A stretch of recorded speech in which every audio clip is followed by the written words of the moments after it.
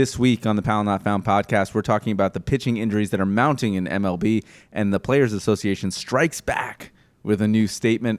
Franklin and Fallout, new TV series that have permeated what I'm watching this week, and we are going to wrap up with the Yankees being 11-3 and how the bottom of their lineup and their bench seems a little bit weak this week on the Powell Not Found podcast. Let's hit it. I'm going to tell you a story about a girl who loves gin. A national pandemic seized her birthday celebration. Although she knew it was coming, we tried not to tell her. She brewed some Irish breakfast till she knew her birthday was getting corona. It was like no. Hey, everybody, and welcome to episode 15 of the Powell Not Found podcast for the week of Sunday, April 14th, 2024. How's everyone doing? How's everyone feeling? Spring has sprung. Finally, good weather is coming about. Finally, I can go outside without about 3 different layers on. I feel like kind of excited about that. Thank you guys all for tuning in. We're talking some interesting topics this week. Pitching injuries in the MLB are plaguing the players left and right. People are dropping left and right from the league and getting put on the IL. We're also going to be talking some TV series later on in the show, and we'll be speaking about the Yankees' beautiful start to the season, 11-3. I cannot be happier about that start to a season. Actually, 12-3. What am I talking about? 12-3. They just won the doubleheader. They swept the doubleheader of the Cleveland Guardians, and now they're looking to sweep them this afternoon at 1 o'clock. So 12-3 to start the season. Not a lot to complain about, right? Not a lot to speak badly of the team, to try to get them going. When you start 12-3, I mean, everything's coming up roses, really. But we'll still find some things to talk about at the end of the show. Before we get going, let me just remind everybody, thank you for tuning in if you're already listening on Apple Podcasts. If you're listening to me on YouTube, remember there's a video version of the podcast on YouTube where we show like sometimes trailers and you get a 45-minute depiction of my face on your screen. So you can check that version out on YouTube and go ahead and subscribe to the channel. Like the videos, subscribe, leave a review on Apple Podcasts. All these things help the actual channel get exposure and grow. So go ahead and do all that. But let's get into it. This week was kind of a slow week for baseball news, for TV news, movie news, gaming news. But the biggest thing that kind of hit, and the biggest thing that I want to talk about, is this statement from Tony Clark about the rash of pitching injuries happening in Major League Baseball. Now, we talked about this probably a couple weeks ago about how players were putting themselves at risk to throw 106 miles per hour on every pitch. And finally, the head of the Players Association, Tony Clark, the executive director, put out this statement kind of trying to push back against some rule changes that may be contributing to injuries. And let me actually push it full screen here. And he said, on April 6th, despite unanimous player opposition and significant concerns regarding health and safety, the commissioner's office reduced the length of the pitch clock. The pitch clock has entered the chat, ladies and gentlemen, as a reason for all these injuries. Last December, just one season removed from imposing the most significant rule change in decades. Since then, our concerns about the health impacts of reduced recovery time have only intensified. The league's unwillingness thus far to acknowledge or study the effects of these profound changes is an unprecedented threat to our game and its most valuable assets, the players. And then there goes on to be a Spanish translation of that statement. Now, one of the interesting things about this issue is that there's no one reason that all of these players are going down. The players that I feel like triggered this was Spencer Strider for the Braves, torn UCL, out for the season, probably out for a little bit of next season too. Framber Valdez of the Houston Astros, down. And Shane Bieber of the Cleveland Guardians, also down with the same elbow injury, a UCL injury, and is out and probably going to get Tommy John.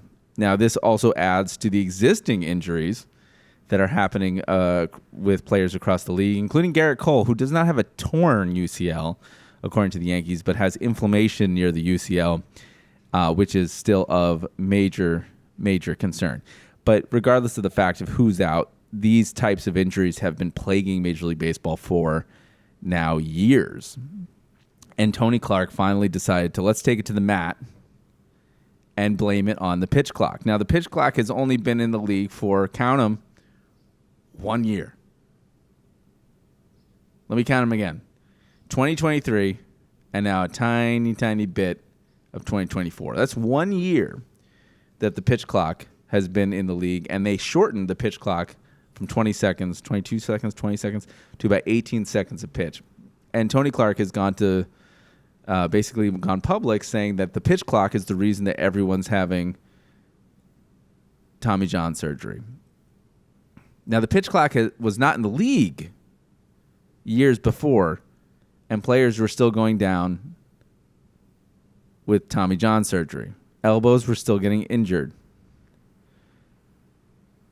Tony Clark did not say anything about the rash of injuries that happened before the pitch clock because it wouldn't help their argument for either getting rid of the pitch clock or making it longer so that pitchers have a little bit more time to recover.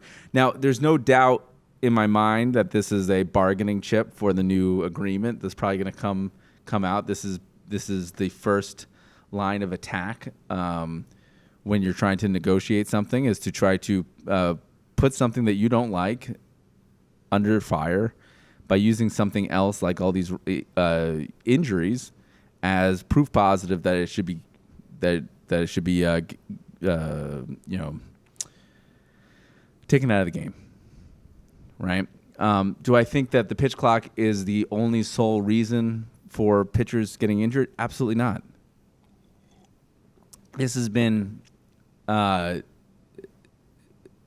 basically a cause of concern for Major League pitchers for now, 15 years, right? Ever since we started seeing all these pitchers go down year after year after year, coming back after about a year and a half of rehab and then throwing harder and then having to get it not once, but twice now. There are pitchers that have Tommy John twice in a career. That was never a thing. I think this statement is a little bit, one, it's really, really brief. Two, it's pinning a gigantic problem that has many, many reasons for why it exists, and pinning it on one thing that they didn't like without looking at all the other contextual things that make it that disprove the theory, really, that they're putting forth. I mean, more pitchers are throwing harder than ever, right, this year, and in the last 5 years. I mean, you have Aroldis Chapman, 5 years ago, throwing 106 miles per hour, that's his max speed, and you have more pitchers nowadays pitching maximum effort, pitching like their life depended on it, and only getting through about 4 innings before they're completely gassed. I mean, it's an unnatural way to pitch. I grew up with pitchers, like Pedro Martinez, Curt Schilling, Roger Clemens, Randy Johnson. These players could get Greg Maddux, John Smoltz, Mark Mulder, Barry Zito, Tim Hudson. These pitchers could get into the 7th. Andy Pettit. They could get into the 8th. Mike Mussina. They didn't throw 98 miles per hour. At least later in their careers, they definitely didn't. Maybe Greg Maddux did in the beginning of the career. but they didn't throw maximum effort every single pitch. They threw as if they were trying to get to the ninth inning. And you could tell even by their pitch counts. I mean, Al Leiter in a playoff game threw 135 pitches. That would be unheard of right now in today's game. Unheard of. And funnily enough, all these injuries are happening in a time where load management is prioritized so much more than it used to be. Players are coddled. They're taken out of lineups, taken out of games for the slightest reason, and they're still getting hurt. That warrior mentality that Major League Baseball players used to have, that Paul O'Neill-like mentality is gone from the game. There is a clip of Mike Mussina basically yelling at Joe Torre, and telling him to get back into the dugout because he didn't want to get pulled out of the game. I don't think that happens today. I don't think any player today plays with that kind of fire, right? They are coddled so much more than they used to be. They don't have any of that warrior mentality. They're all trying to get to the end of the season, and they can't. Do I think it's because of the pitch clock? No. I think it's about the mentality in which how we teach these kids that are growing into Major League Baseball players how to pitch, and they're pitching harder than ever. They're pitching beyond what their body can really take, and you're seeing the consequence of that manifest itself in constant elbow surgery. Not one Tommy John, but two Tommy Johns. I mean, kids are getting Tommy John surgery in college, in high school. It's not just a Major League Baseball problem. It's how they condition these kids, from the time that they're 15, 16 years old all the way up until they're Major League players. And, keep them on a pitch count. So if they extend past that, if they extend past that 100 pitch limit, and they've never done it before, they haven't conditioned their arm in the proper way, they're going to blow out. I mean, hell, it wasn't nearly, when I played Little League, it wasn't nearly like this. And granted, I played up in New England, so there was I could count on my hands, zero, the amount of scouts that were looking at us at any given time. Our parents were barely looking at us from the bleachers playing these terrible games in New England, right? So the idea of scouts looking at us was ridiculous.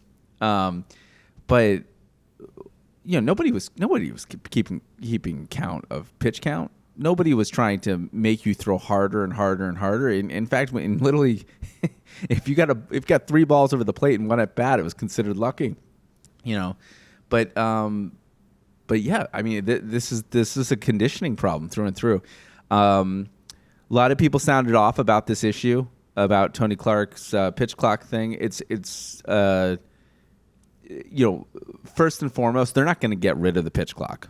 They're just not. The pitch clock is one of the greatest rule changes they've ever made in baseball. It's made the game faster, and it's made the game speedier. It's taken out all the dead time in baseball. It's made people want to watch baseball because it's gotten a little bit quicker. I don't know if anybody's remembers the reaction of or has felt this, but getting people to watch a baseball game without food or beer is basically impossible in this country because it's how slow it is. It is liquid Ambien, Major League Baseball. And the fact that they've made it quicker has made it better. But it's not like any other sport. If you invite somebody over to watch football, people are gung-ho for it. They love it. They start talking about their teams, who they're rooting for. Oh, it's not the same since Tom Brady, all these things. If you ask somebody to watch baseball, it is the equivalent of having them sit down and transcribe the encyclopedia. It can get slow.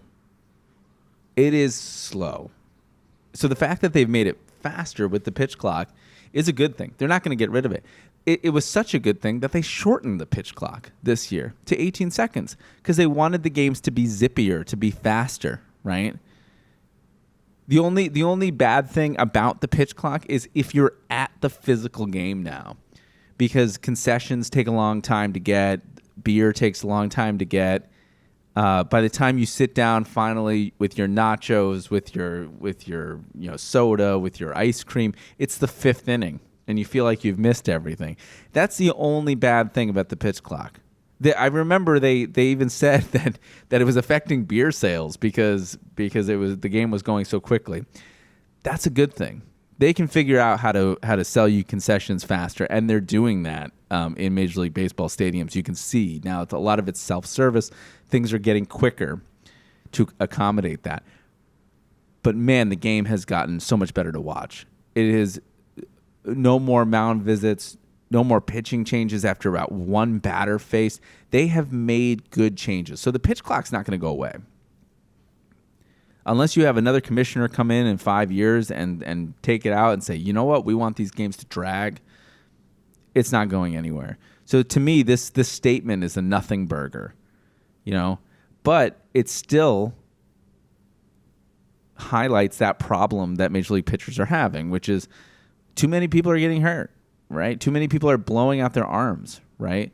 And as a former baseball player and as a former pitcher, right, who struggled with arm angle, who struggled with arm fatigue, as he kind of got older and struggled with command. I never got as fast as these kids can throw, but it concerns me that these kids are being conditioned in a way that is only going to that they're only going to fail as they get older and be treated like another one in the line once their elbow blows out, and that sucks. So interestingly enough, Justin Verlander released they spoke to him after a rehab start because he himself is dealing with an elbow injury and Tommy John later in his career. Now, Justin Verlander's like 38, 39, right? And he's dealing with it now after years and years of service, right? And so he's got skin in the game. And so they asked him about what these, how these injuries, like how he feels about it. And he described it as a pandemic. He described it as a pandemic of pitching injuries. So I've got this clip here, and I thought it'd be kind of cool to actually go listen to it. This is the first time I'm listening to the full thing, and let's react a little bit alongside of it. So here's, let me push that live here. This is Justin Verlander after a rehab start, talking about the rash of pitching injuries. Let's hear it. I think the game has changed a lot. I think it'd be easy to sit here and blame the pitch clock. I think in reality, you put everything together and everything has a little bit of influence. I think the biggest thing is the style of pitching has changed so much.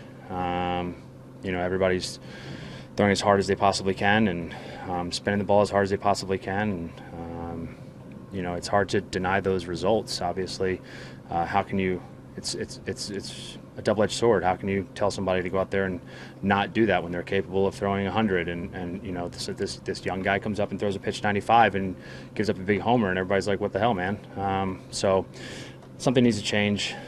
I don't have all the answers. I know pitching. And I've been. I don't want to beat a dead horse here. It is what it is. I think the data's out there at this point. But when the balls started to change back in 2016 and they started flying out a bit more frequently, I know myself personally that started changing how I had to approach pitching. You have to start swinging. You have to start approaching the batter as I want swing and miss. I can't have him put the ball in play where the old adage, pitch down, pitch away from the guy, hit your spot, get weak contact early in the count, and then you can kind of go up, and that kind of went out the window. All right, so let's break something down here. This is about a minute and a half into Justin Verlander's talk here. First point he made is, how can you deny somebody who can throw 100 to tell them to throw slower, right? Why is this?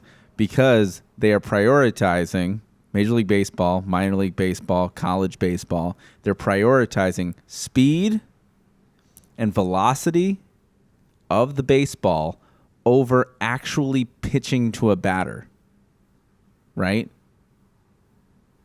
Let me repeat it again. They are prioritizing speed, velocity over pitching, over the art of pitching, right? They're not going to give a look to a guy throwing 85 miles per hour. Even if he basically comes in, throws 2 perfect games in a row, they are going to go and draft the person who's throwing 100 because they value that more. They value the guy who can throw it and gun it past a hitter, right? More than the guy who throws 85, who can put the ball in play and might, give up some runs. That's the point he's making, is that it's no longer about whether you can pitch. It's about whether you can throw hard. And so more and more of these kids see that. More and more of these adults who coach these kids see that, and they start coaching in that way to prioritize speed. And sometimes beyond what your arm can take, right? So velocity has a direct correlation with these injuries. Direct. He also talks about basically the corked ball situations in 2016 when basically we were seeing balls fly out of the ballpark, and so they couldn't pitch in the way that they used to pitch. They changed their approach because they knew that if they threw a sinker down and in, that ball could have the potential now, instead of going a ground ball to third base, that ball had a little bit more pop, right? They wanted to emphasize offense. Now, this hasn't been confirmed by Major League Baseball about whether the balls were different, but I think it's a generally understood thing that there was a couple of years there where the balls were, I don't want to say corked, but they were a little bit more, they had a little bit more, like Justin Verlander said, pop in them, right? So they changed their approach, right? You can't hit a home run. You can't drive a guy in. You can't put a ball in play if a ball's coming at you 105 miles per hour, right? You just simply can't. Maybe you can get around on it eventually, but you're going to have to seriously compromise the way that you approach your at-bat at the plate. And look at what happened. I mean, years of low offense, no interest baseball happened because of these pitchers that were throwing incredibly fast and batters couldn't get around on it. So let's keep on going here. When everybody started being able to leave the yard, especially opposite field, and look, I like I said, I'm not here to. I've said my piece on that before in the past, and it is what it is. As long as we're all out here competing on an even playing field, that's what I care about, and we all have the same baseball in our hands, so that's that. But I do think that you throw that in the mix, and you throw analytics in the mix, and you throw the pitch clock in the mix, and it all kind of, adds up. And it's unfortunate. I don't know how we rewind the clock. Maybe there's some sort of way to incentivize starting pitching, going deeper in games. I remember I talked to Scherzer at length last year with the Mets, and we talked about having, the starting pitcher be tied to a DH, and having, you have to achieve certain milestones before, if the pitcher comes out and he hasn't achieved any of those milestones, you lose your DH. So at least the team is. He explained it kind of quickly there, but he's talking about a concept in which if you don't get past like a 5-inning mark, then your DH gets pulled, now that both leagues have the DH, which is a really, really interesting wrinkle to fix this. I ultimately think this is what fixes Major League Baseball's pitching problem here. I think, one, you fix the problem that was created when you put the DH in both leagues.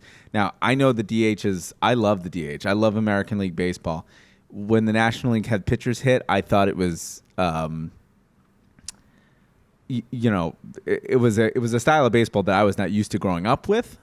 But there was something about that style of baseball that made it interesting. We're going to come back to the Verlander clip in just a bit, but When they introduced the DH in both leagues, it took away certain things that were cool about the game. One, interleague baseball no longer had its, interest anymore. I think everybody really liked seeing American League pitchers struggle to hit. Mariano Rivera coming up to bat, Roger Clemens coming up to bat, almost getting beaned by the Mets. I mean, all those moments happened because of the pitcher hitting.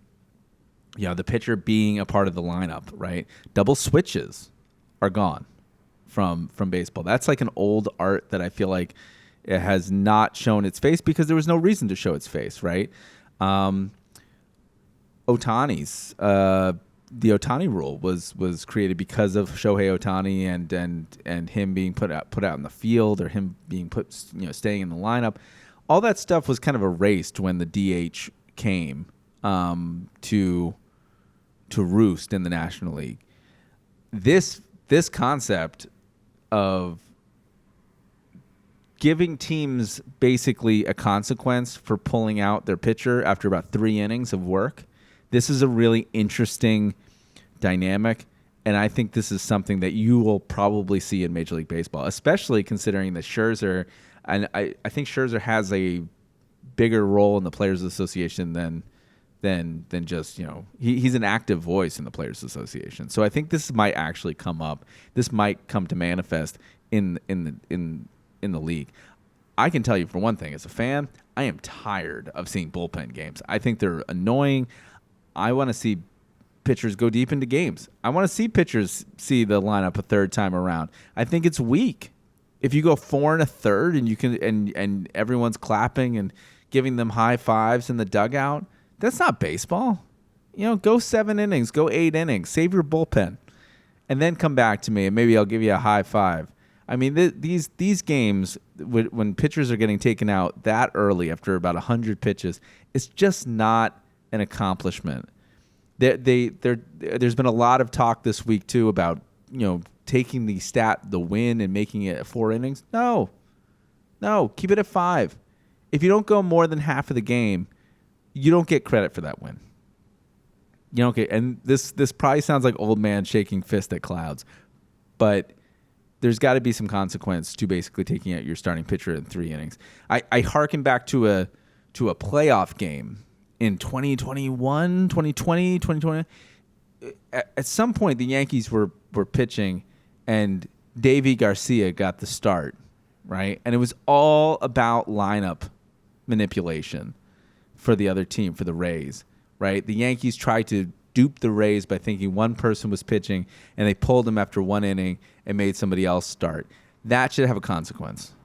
You can't. That's kind of like art of war type stuff. And they ended up losing. They ended up losing with that tactic, right? The pitcher who came in threw like shutout baseball, and Davey gave up like 4 runs or something like that in that game. They ended up losing that game. That kind of stuff. That stuff is ridiculous. There should be a consequence to pulling out your starting pitcher. There should be some sort of incentive to get them to go. Now they probably won't do it because what happens in those instances where they give up 11 runs, in the first inning, and you're still tied to that. Do you take them out, still suffer the consequence, and you're getting shellacked? So there are some wrinkles to be ironed out, but I think that they can come to a compromise there of like, hey, if your pitcher's throwing shutout baseball, and it's the 4th inning and you want to take him out because of pitch count, you'll have to suffer the consequence. It's an interesting dynamic to a game. I mean, it sounds foreign right now, but look at the extra inning rule that was just initiated, right? Now we don't really think that much of it. Makes games shorter. It's a good addition to the game. And once after about a couple years of it happening, you don't think that much of it anymore. So let's head back to Justin Verlander here, and let's listen to the rest of the statement. Is incentivized to teach their pitchers to go through the lineup 3 times, whereas right now nobody's incentivized to do that. No teams are incentivized to tell their pitcher, okay, let's go through the lineup 3 times. Let's navigate a lineup. Those aren't conversations that are had anymore. Nobody's fault. It's just the nature of the game where it's at right now. But if that mind shift switches and teams start incentivizing, okay, how do we get guys out 3 times? Because right now, third time through the lineup, they're looking for an excuse to take you out. Because analytically, it says that batters have more success third time through.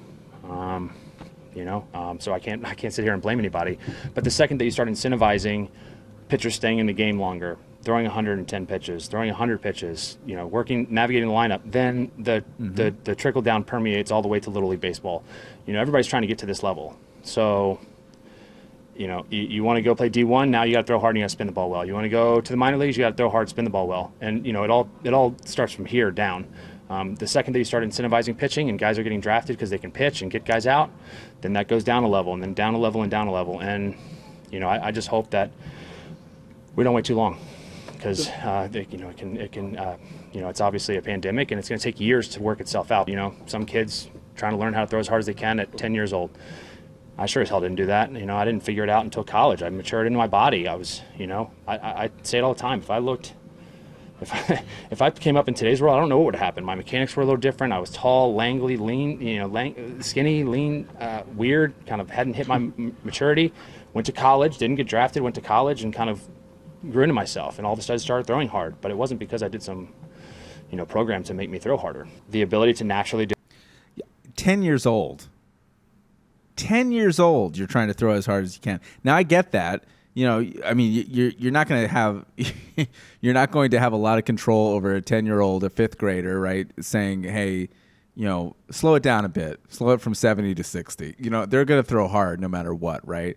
But I think these programs are trying to. You're seeing more kids, now on social media and stuff like that, try to throw bullpens as hard as they possibly can and trying to get to speeds where it was not normal to see, in Little League Baseball, right? And nor do they think. I think Justin Verlander is trying to say, nor does he think that it's probably healthy to throw that fast at such a young age, because you're just going to get hurt. You're just going to get hurt, right? Listen, like when I was 10 years old, when I was 12 years old, and I was really into trying to pitch and make these little league teams and stuff like that, I wasn't throwing at these kind of speeds, right? I don't think any of my friends were throwing at this kind of speed. But I think what he's trying to get at is that if they're doing this at such a young age, I think that's why you're starting to see these Tommy Johns happen in high school, these Tommy Johns happening in college, right, before they even get to the big leagues, because they're already ruining their arms before they even get a fighting chance to learn how to pitch, right? And your mind at 12 and your mind at 18 and your mind at 30 is going to be very, very different about how you condition your arm and how you keep yourself healthy, right? As a kid, you're not thinking about about your arm getting blown out, right? At 18, you're probably not thinking about your arm being blown out, right? At 30, you start thinking about how long can this last, right? Because you start realizing your body starts failing you, right? If you're not taking really, really good care of it. So really interesting stuff here. Let's finish up the statement one more time. Do it is a large part of it. I mean, I think you look at individuals and everybody's built different. You look at Araldis' mechanics versus my mechanics, and they're just vastly different, but can both throw triple digits, or used to be able to. Araldis Chapman. For myself, he still can. But it's like, it's like the gait of a horse. Like, like there's some horses that have been the best in the world at their time, and they don't run the same as some of the other best horses after their generation. It's like and this is kind of, again, one of the things that I nitpick a little bit with mechanical tweaks too early on in a development process is you got to find your own gait, man. You got to find your own way to throw baseball, and if that naturally leads you to being able to throw hard and have success, great. If not, you meet an ends road in your career, whatever that may be, high school, Division I, minor leagues, AAA, big leagues. If you reach that end of the path and you need help, then you go help. Then you go find ways to throw harder and make yourself do it because you want to reach that next level, but not before. Really interesting stuff. Let me take this down here. And really, really, really interesting stuff. That's from MLB.com.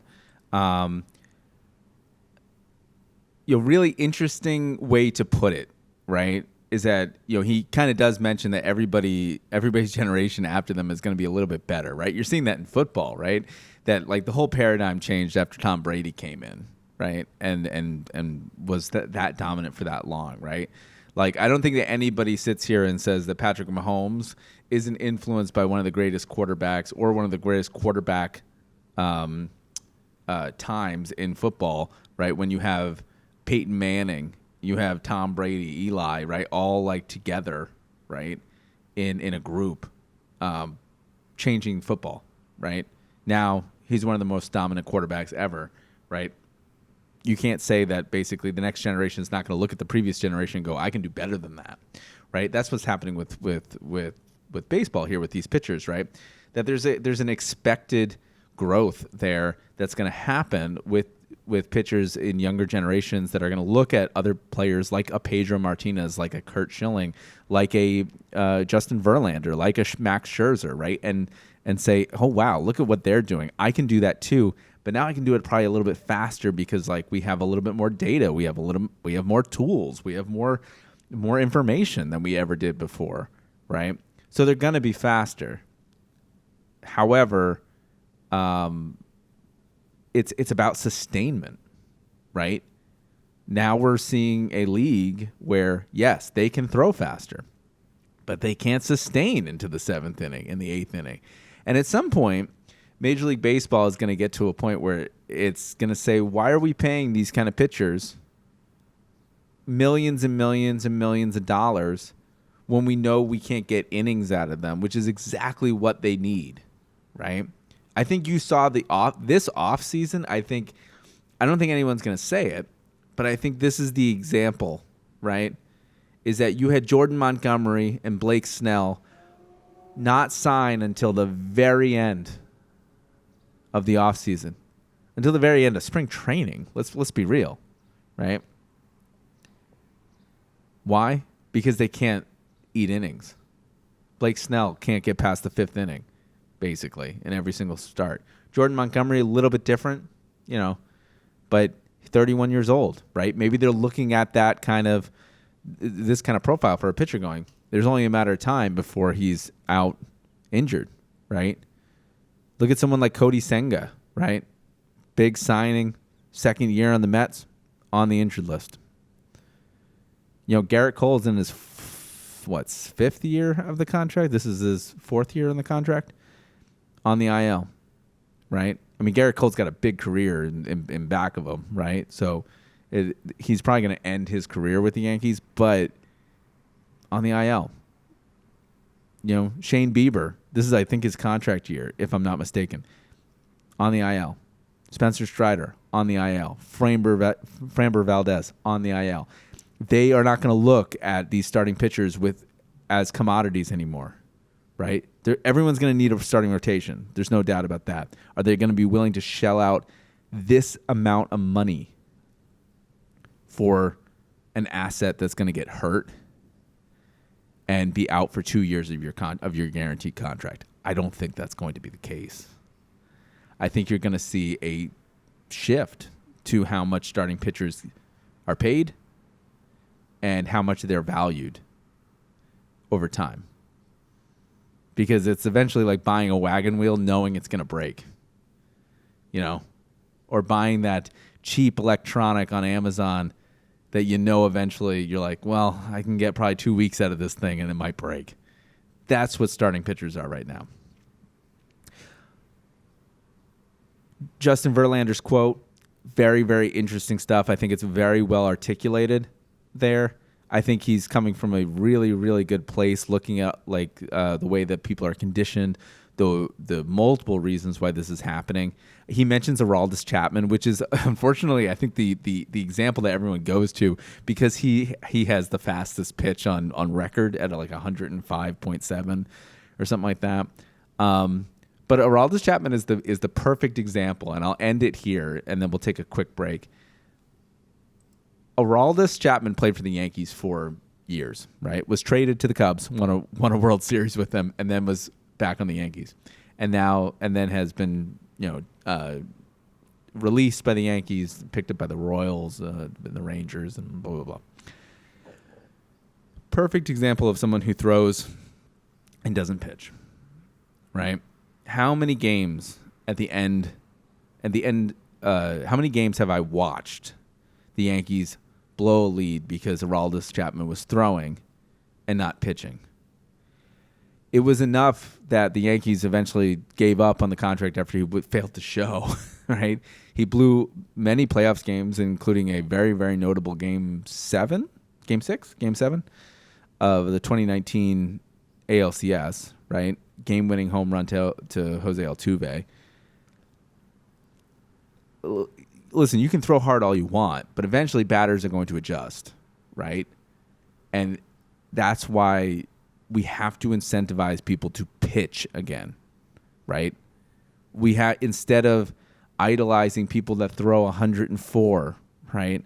We have to show kids pitchers like Greg Maddux where it was like, hey, didn't matter how fast he threw in the past, because Greg Maddux did throw fast when he was younger.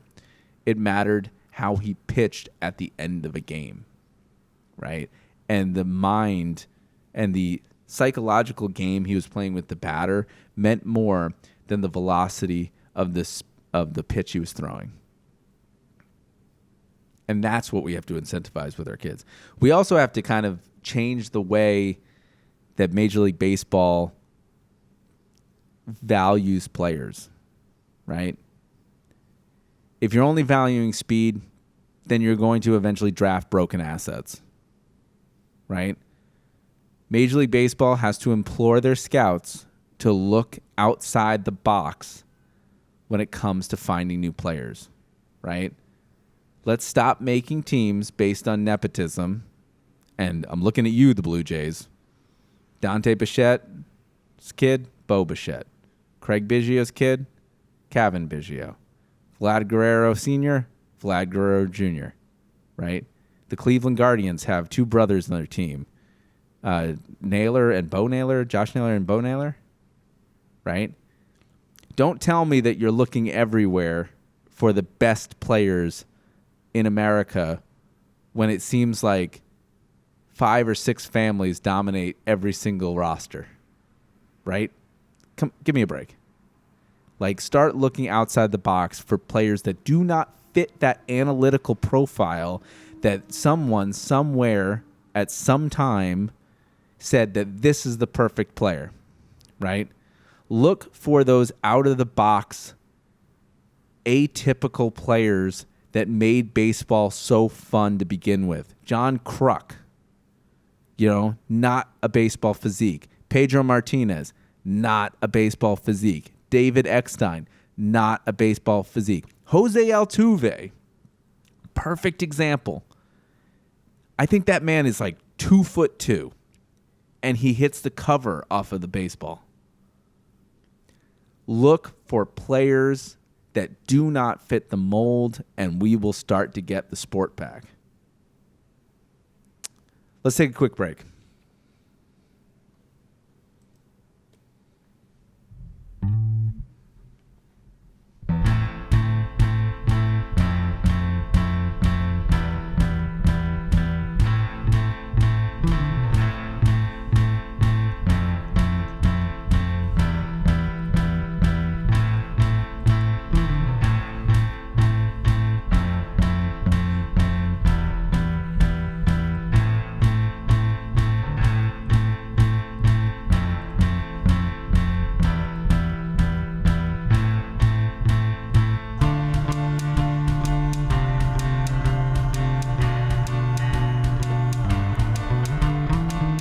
Hey, everybody, and welcome back to the Powell Not Found podcast. Man, we went long with that last segment. I didn't think I was going to be able to talk about the pitching injuries thing for that long, but 44 minutes is pretty long. Hopefully, I kind of explained all my points in an articulate manner, but we'll see. Everybody, go ahead and leave a comment.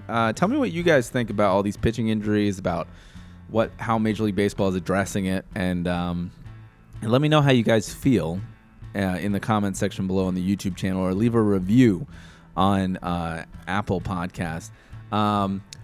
Let's wrap up the show with a couple of things non-baseball related.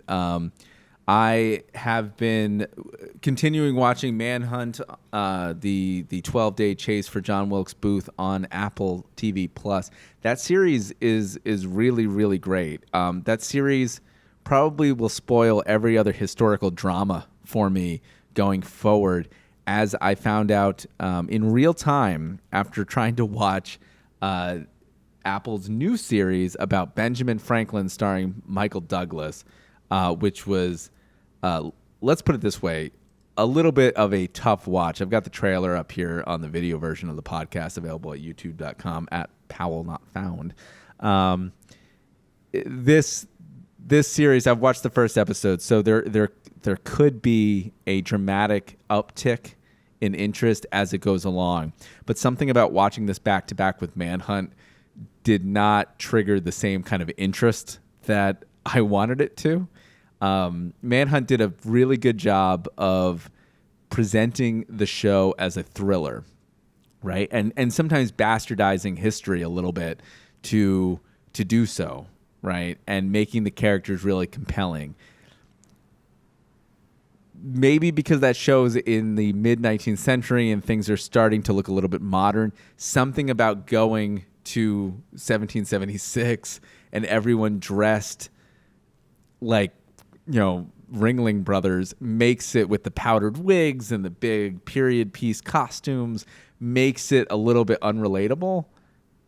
Something that I didn't feel with Manhunt, and maybe that's because I sit in the middle of Civil War history, where I live, but this one just didn't seem very good. This is Benjamin Franklin basically goes on a secret mission to France in order to kind of levy support for the American Revolution back home, because it seems like the American Revolution is in dire straits. And I will say Michael Douglas does do a really good job with his performance here. I mean, by the end of the episode, at least that I watched, you really do believe, you're like, this man is Ben Franklin. Some jokes and some of the humor in the show is a little bit off-putting, especially right in the beginning of the pilot. They kind of make Ben Franklin out to be probably cruder than he probably was, in real life. I mean, if you look it up, they're painting him as kind of a atypical character, and he is, and that is the myth that perpetuates throughout our history. But he seems a little bit more crude in nature than you'd probably want from want to see depicted. They kind of depict him as a ladies' man, which, by the way, don't envision Ben Franklin as a ladies' man. Otherwise, you might be heading to therapy soon. If there's anything that I took away from looking at the $100 bill, it was not that man is a ladies' man. But again, it's an interesting kind of watch. I find myself kind of, while I wait for the finish of Manhunt, I find myself kind of not really interested in going back into the same historical drama thing. Like, I wanted something to kind of broaden my horizons a little bit more and something a little bit different. I like the fact that these series are short. Manhunt's 7 episodes. I'm in, I'm out. I'm not committed. This isn't Lost, where it's going to be six seasons of 22 episodes and endless plots, right? You're in, you're out, you're done, right? So I'm looking forward to that. Something about another 7 to 10 episodes of Ben Franklin, talking in a very Baroque way, and every other line seeming like it's picked out of the Canterbury Tales, didn't exactly appeal to me, especially after the great production of Manhunt. So I wouldn't recommend this series. I might give it another chance. I might not, but for me, it might be a hard pass on Michael Douglas as Benjamin Franklin. So with that said, I wanted to see if I could stretch my horizons, and that brought me to Fallout on Prime. Fallout is, if you don't know Fallout is a video game adaptation, and these last 2 years have been the year the years. It's really the decade of good video adaptations. For decades before, video game adaptations were train wrecks. Train wrecks. Resident Evil comes to mind. The first Mario movie comes to mind. They were bad. They were not good. It was almost guaranteed to be a failure. Since the last Mario movie came out, and since Sonic came out and Uncharted came out, these video game adaptations have kind of redefined, like, hey, these things might be good, right? I haven't tried Gran Turismo yet, but that is a video game adaptation as well. On Netflix, I saw somebody watching it on a plane actually, and it seemed okay. But with better production value, these attempts at directing these interactive franchises have been better and better and better. And with that comes Fallout. Fallout is a game from Bethesda Game Studios. They took over the basically computer adventure game Fallout 1 and 2, basically redefined it as a third-person action game, third-person RPG, really, if you will. And those games were Fallout 3, Obsidian developed Fallout New Vegas, and Fallout 4.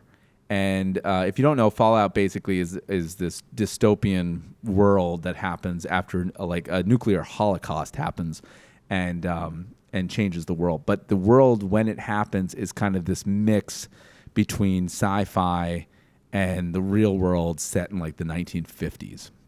So they have like technological advances like robots and things helping them out, but everything has this kind of 50s vibe to it, and that was established in Fallout 3. And Prime decided to take this on along with Bethesda Game Studios and create a series for it. And so here's I've got the trailer pushing right now. I've played Fallout 4. I played Fallout 3. I played Fallout New Vegas. Each time Fallout I've tried to get into Fallout, the games bounce right off of me. I've said multiple times when I'm playing this game that this game would probably be better off as a movie than an actual game itself. Also, it doesn't help too that Bethesda is notorious for actually shipping the games kind of broken and in a buggy state. So they always kind of get hit from that.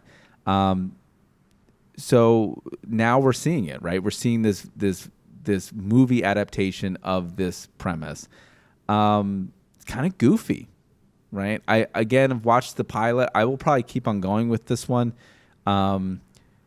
because of the goofy nature of it in the beginning. I think it sets itself up for people really liking the series. I can't say it's going to be interesting going forward, but definitely holds my attention more than Franklin did. And so this might be the next series that I kind of go through and watch. Even though the theme of it is kind of macabre in a way, it's something that's a little bit that 50s nature, the nuclear holocaust nature of the end of the world happening while all these things surviving is interesting, inherent. And that's the thing that made me so sad bouncing off the games, because I really enjoy the premise.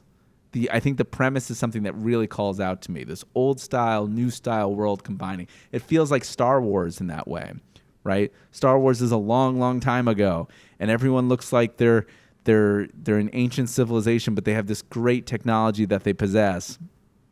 They still don't have cell phones or the ability to take a shower, but they can fly through space. This is Fallout, right? I'm excited to keep on going with this series. I think this series has earned pretty good reviews across the board. I think IGN gave it a 9 out of 10. I'm excited to actually keep on going here with this series. So I recommend that everybody at least try the first episode. It is a little bit kind of goofy in its humor. There's some kind of cringy moments a little bit, but I implore everyone to just get past that first episode and try to and give it a chance, because I think the premise itself, while it seems very geared towards, this is like a video game, this is going to be something geared towards kids, it's like The Last of Us, right? But with a little bit of a goofy twinge, a goofy element to it, which I think is what makes it kind of a little bit more endearing than something like The Last of Us. Personally, The Last of Us, which was on HBO, I have not watched the actual movie adaptation or the series adaptation of that. I've played the full game through. And so, again, it's just like going through that series again on HBO just seems like a drag and a mental drag. This is why I think I can get through Fallout, because I know Fallout is goofy in nature. And there are things about Fallout that are just humorous, right? As opposed to how utterly macabre The Last of Us can be and The Last of Us can get. That realistic end of the world is a little bit too much. I think this might be a fun end of the world. So hopefully after Manhunt is over in a week, this will be the new series that I get into. Anyways, that's going to probably do it. I did not think I was going to talk that long on pitching injuries. Before I go, really quickly, though, I do want to say leave it to the podcast. Leave it to the podcast to get Giancarlo Stanton going. Last week, I said that Giancarlo Stanton was a problem for the Yankees and that, he was not hitting, right? Whatever he was doing was not working. And my man, Giancarlo Stanton, 10 for 19 in the last week, blasting 2 home runs. He's got 7 RBIs and 2 walks. So whatever Giancarlo heard from this podcast, I immediately retract. And I hope he keeps hitting like he was hitting this last week. He totally turned it around. Now, Giancarlo Stanton is a streaky player. He's a streaky player. He's always has been. But whatever we said last week, if it motivated him to start hitting, well, I'll say it again. And this week, my player to motivate is Aaron Judge. Aaron Judge has looked asleep at the plate. His 2024 204 average, 2 home runs and 11 hits in 54 at-bats. The man did miss a week of spring training. But he doesn't look like the same player. Whether he's hurt or not, it remains to be seen. He did have that abdomen thing. They checked him out. They said it was nothing. So maybe it's just him getting locked on a little bit more. Last night he was 2 for 5 in that 3-2 win, and then 1 for 4 in the 8. What was it? 8. Anyway, I just lost it. 8-2 win in the doubleheader. So hopefully he's going to get locked in, right? I think this lineup, the encouraging part about the Yankee lineup is that even without Judge hitting, they're still winning. Even without Cole pitching, they're still winning. This is what championship teams are made out of, right? Is when your star players are not on the ball. And let's face it, outside of this last week, G was not on the ball. Outside of this last week, Aaron Judge has not been hitting. Garrett Cole has been on the injured list. This next man up mentality is what the Yankees need in order to win baseball games. So if this keeps up, this is great. And when Aaron Judge finally decides to wake from his slumber, we're looking at a good Yankees team. Anyways, that's going to do it for the podcast. Thank you again for tuning in to the Powell Not Found podcast, available on youtube.com/@Powell Not Found and at Apple Podcasts. Download the show, leave a review, like it, do all the things that people say to do in social media. It's free. There's no charge for any of this. Go do it. Make me happy. Make someone happy. Make your life happy. Have a good week, guys. But there's no contagion or disease that'll stop us from singing today. One too many lonely days till we can see you again. She tries to shake it off. She's losing track of the days. So she's been dancing to the music blaring from the Renegade.